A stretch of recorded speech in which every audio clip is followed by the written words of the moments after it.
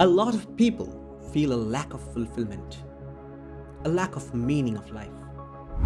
The money problems contribute to about 22% of the divorces, and how to solve them, how they get adjusted. We will look into that.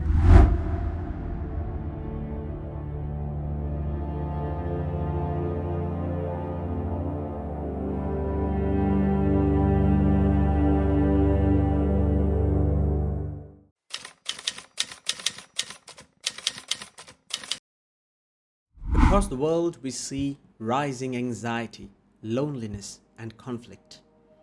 A simple chain can explain a lot of it. When relationship breaks, families break. When families break, children suffer, and that shapes the future of our society.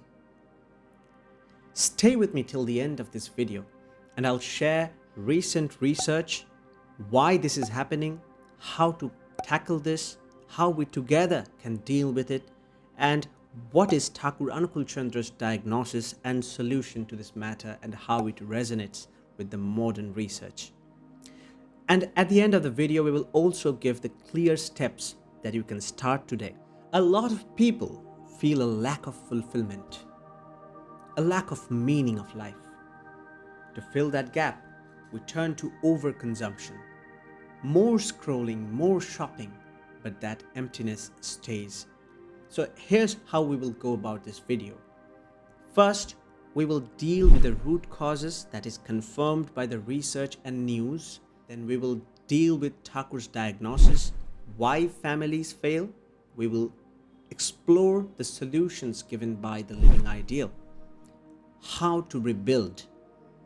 Then we will discuss the concrete steps that you can take tonight.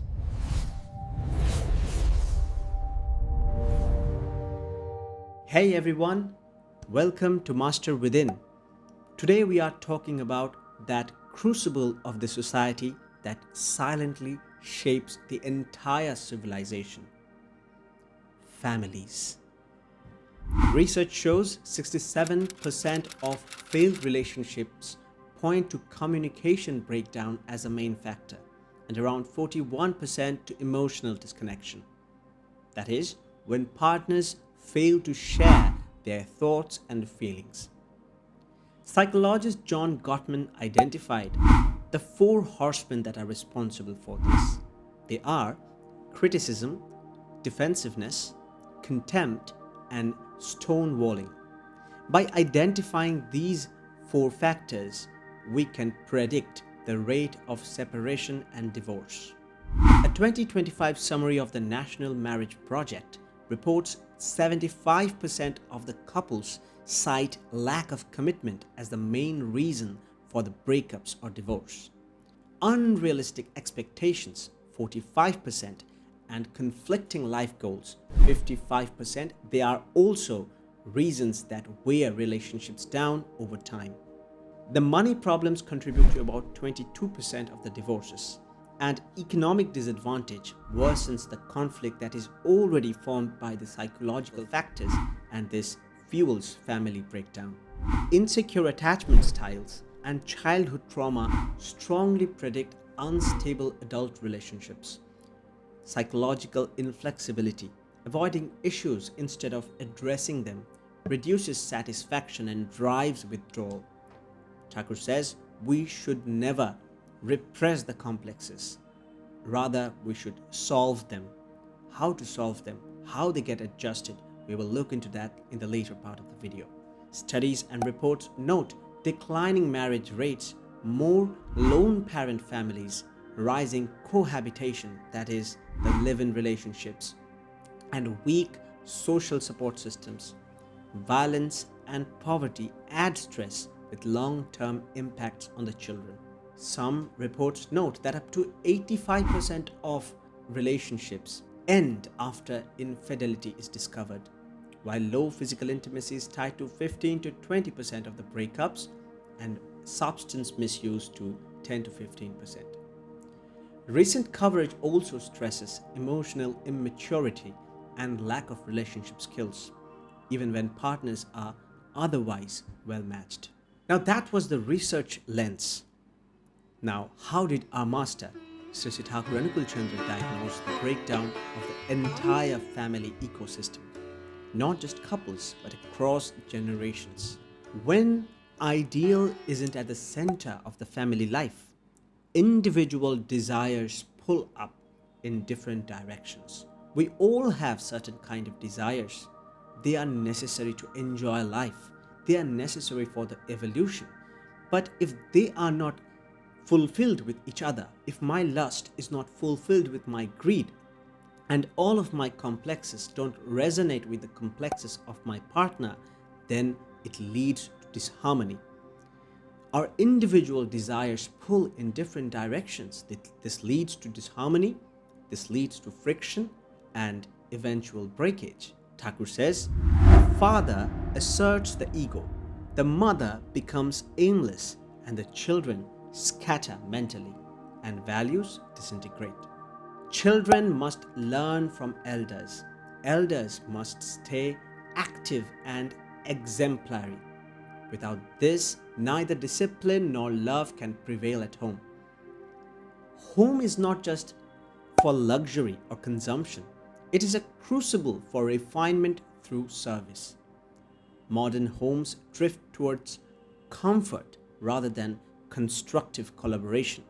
Women are urged to cultivate patience, adjustment, and service. Men to bear duty with affectionate direction. When either fails, home becomes a battlefield of expectations. Even with money, without a cooperative structure and shared effort, finances become a source of conflict. A family should function like an ashram, an unit of shared endeavor. Children are left to screens and schooling while parents don't live what they preach. As I have told before, without service and devotion lived at home, children become mechanical, reactive, and rootless. So Thakur's living prescription can be resolved from the above issues themselves. We must accept living ideal in life and place him at the center. Number 2 is life concentric service. Spouse to spouse, parent to child, elder to younger. Number 3, turn homes into ashrams with duty, discipline, and direction. Teach by example and unite through love and correction, not by indulgence or ego. Marriage isn't a convenience contract. It is an existential union for shared growth. Thakur stresses compatibility in heredity, temperament, and character. Thakur says, marriage is not a matter of contract. Good progeny out of adjusted marriage is the animated wealth of the country. Lust seeks personal gratification, whereas love seeks others' happiness, the happiness of the beloved. So true devotion is concentric to the ideal and to each other. This nurtures adjustment. When we look at the living ideal, he has lived to this example. Thakur says, in addiction, there is gratification from self-interest. In devotion, there is satisfaction from interest for others.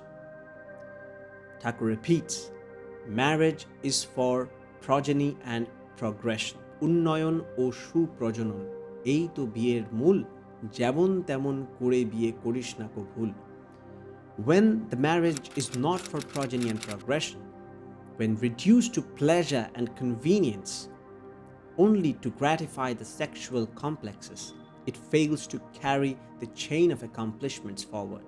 So, in this regard, Thakur gave us 3 remedies: compatible marriage based on heredity, temperament, and character; devotion over lust, that is serving each other without demand, rather centered around a living ideal; and shared growth, that is progeny, ideal-centered living, and mutual upliftment.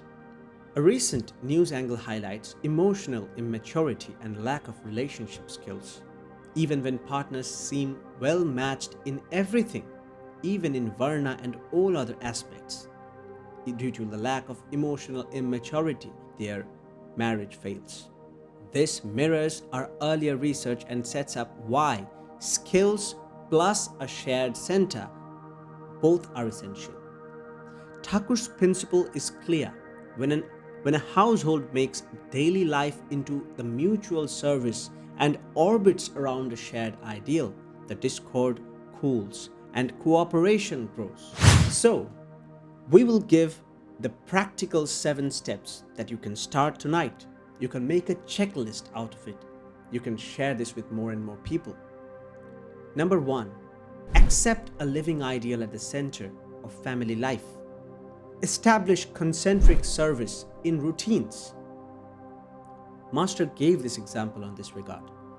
Father would motivate his child to give presents to the mother.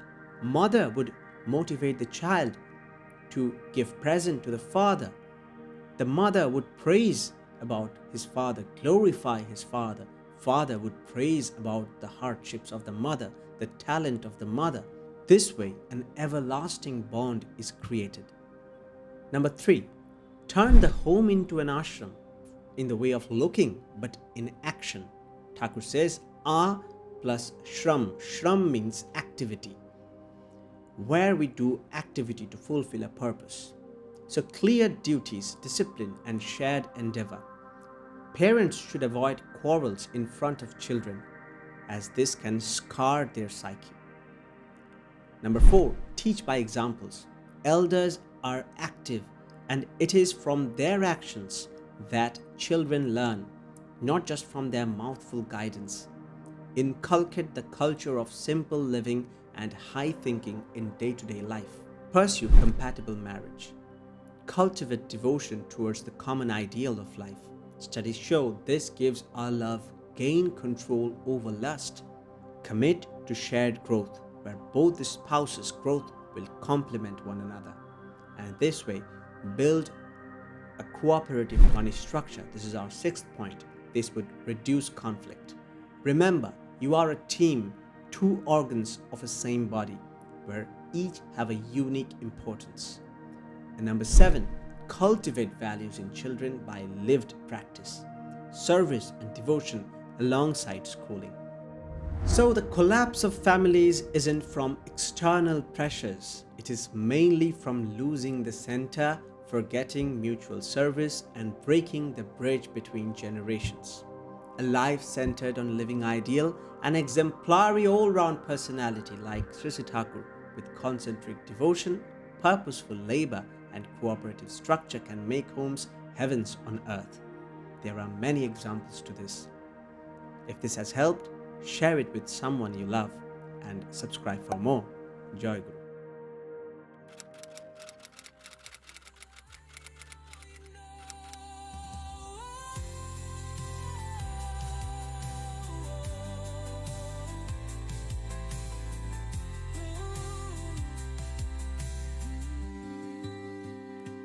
Oh, you are both joy and pain.